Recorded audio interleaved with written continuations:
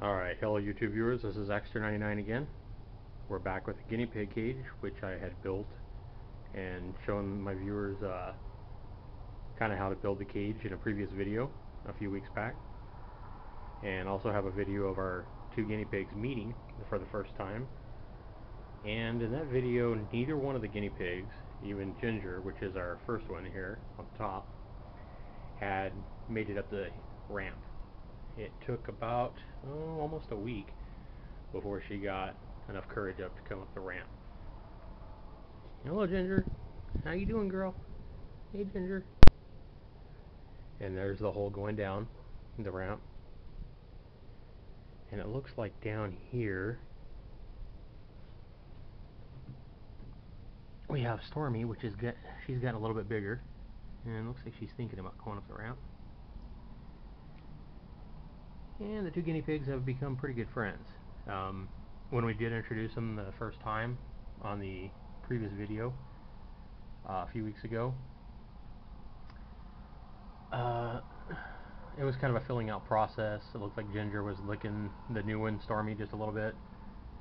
But that night, there was definitely some biting going on, and our bigger one, Ginger, was kind of attacking her and making her squeal real loud. And you know, she wasn't biting to draw blood or anything, but she definitely was, you know, going with a little harmful intent.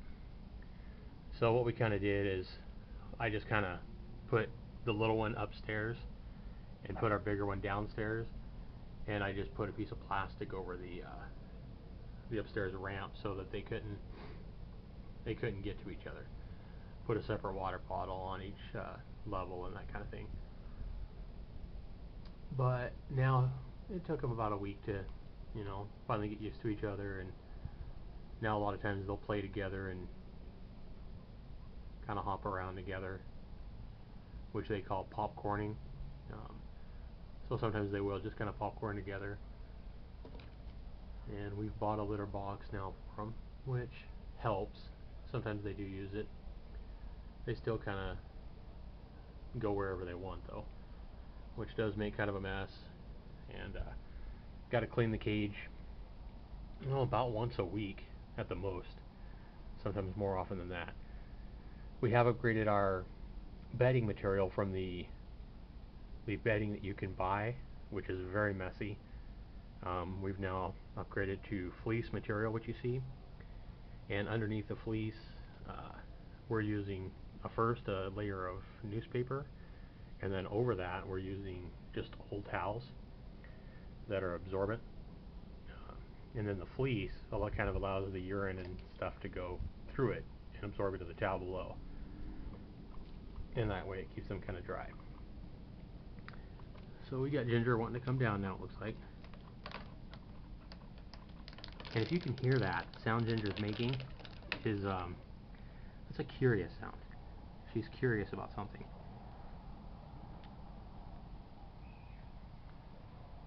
Guinea pigs do make a really weird noise. It's kind of hard to get used to when they're happy.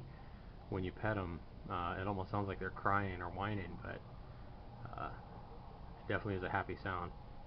And you can find out what all the sounds are by just Googling it, Guinea Pig Sounds, and you'll find a couple of websites that have all the different sounds that they make. You know, if they're stressed or if they're angry or scared or happy or whatnot. So I would definitely recommend checking those sounds out so you kind of know, you know, what kind of sounds your guinea pigs are making. And while they do get along right now, every once in a while there is still that pecking order stuff where our bigger one will kind of show, you know, who's boss. But I think they've become pretty good buddies. Again, these are two females, and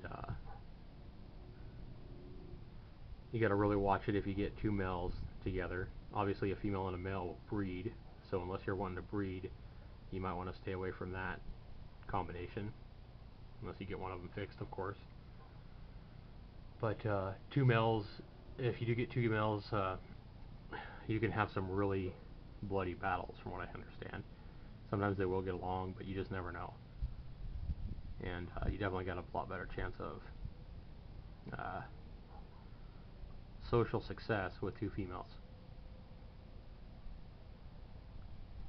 And we've noticed this is kind of how they sleep at night. Um, the big one will take the hut, and we've tried putting two huts in here, one for the smaller one, but she usually doesn't sleep in it. She usually just kind of sleeps wherever. So we've kind of taken the bigger hut out to give more room. And like I say, I built this ramp in this cage to go up to the second floor. If you buy a cage like this or build one yourself, you know, um, be patient, because, like I say, it took about a week before our bigger one even, attempted to go up the stairs or down the stairs. And, I try to kind of push her up it and stuff like that, and uh, it just didn't work. But we just decided to wait, and sure enough, once she went up herself and went down herself, I mean, she was up and down it 100 times a day. So they just got to kind of do it themselves that first time. I don't think you can really force them, and then they'll be used to it.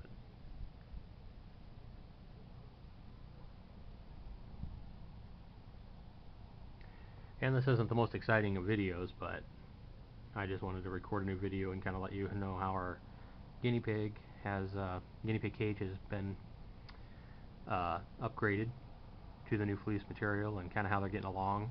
Some of you viewers might have been wondering if our bigger one had killed the little one by now, and that isn't the case. Looks like they're still getting along pretty well. And another problem too, when we first got this guinea pig cage, a month and a half ago, whatever, our guinea pig, we noticed that these water bottles, a lot of them, like to leak. So, you may have a little bit of difficulty finding one that doesn't leak. One thing you want to do, when you do find one, is when you fill it up, you want to fill it up all the way to the top. Don't fill it halfway or even 90% of the way. You want to fill it all the way up to the top, and then kind of tap on the bottom of it a couple of times. That kind of helps it set the vacuum or whatever so that it doesn't leak. So make sure that you're filling these things all the way to the top to start with, and if it's leaking, just tap the end of it with your finger a couple of times, and that seems to do the trick. If that doesn't work and it's still leaking and leaking a lot, then you may want to, take it back and get a new water bottle. Hey, Ginger. Say hi to the camera, Ginger. Say hi to the camera, girl. She's like, I don't care about no cotton picking camera.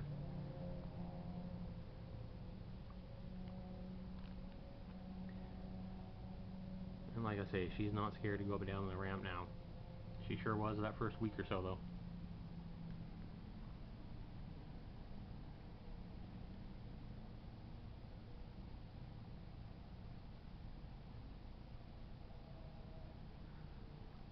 I wish I could get them popcorning on here. That's kind of cute when they do that, but of course they're not going to do anything fun when I get the camera on them.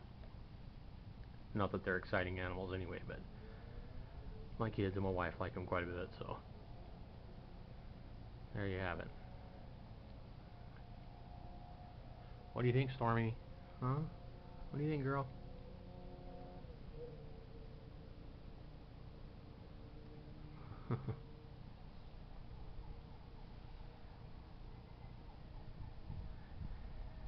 And again, if you guys want to learn how to make a cage like this yourself, we spent about, with the fleece and everything, I think we spent about $75 on everything to build the cage, the ramp, and everything.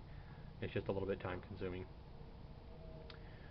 Obviously, my wife spent a little bit more on the different bowls and water bottles and all the stuff she's bought for the cage. But if you build it yourself, you should be able to build something similar to this for easily under $100 with all the material and fleece and even a few toys and stuff. It's definitely less expensive to do the fleece as well, rather than buying the bedding all the time. The bedding just seems to get everywhere and make a big mess. And if you keep your guinea pigs like in your living room like we do, it makes a big mess. I've got them outside right now just so I have enough light to record this video. But what my wife does is she has two different sets of the fleece material, and a few towels that she's designated for the guinea pigs. And what she'll do is when she changes it out, she'll just sweep up all the poop and stuff first and get it out of there. And then she has some clamps here which she's bought. They're like the paper clamps. Um, she's bought those to kind of hold it to the coroplast bottom. As you can see, it clamped down there. So she'll unclamp those and she'll take out the wet, and it kind of stinks after a while. All the fleece and the towels underneath, and then she'll clean up the newspaper, throw it away, and then she'll just wash this set of fleece and towels, and she'll put in the the reserve set and kind of switch them back and forth. So that's kind of what you want to do if you do this. It'll save you a lot of money, and it'll also save you a lot of mess if you have guinea pigs. You're just going to have to clean it, your cage probably at least once a week, if not more. But that's kind of how we did it and how we've, got our guinea pig cage going. It's kind of how we settled with everything. And the guinea pigs seem to be happy and thriving. We take them out at least once a day and pet them and kind of let them run around and stuff like that. And there's some of that pecking order stuff, I think. She's just kind of showing her who's boss. And our little one, Stormy, is kind of a crybaby. She kind of yelps and cries every time anything happens to her now. There's a siren in the background. But I'd be surprised if any of you viewers have actually stayed with us this long. This is kind of a long video, and they really haven't done a lot of anything exciting. So, with that, I'm going to go ahead and sign off for Zaxter99 and the guinea pigs. Thanks for viewing. Feel free to comment and or subscribe if you want to. And if you have any questions about the guinea pigs or getting one of your own or anything like that, feel free to ask, and I'll try to reply the best I can. And our guinea pig here, Ginger, is eating once again for her 342nd time today, I believe. They eat a lot, it seems like. They eat a lot and drink a lot, so make sure you keep their food and their water bottles full all the time, because you definitely can't neglect them for very long. Alright, with that, signing off for Zaxter99.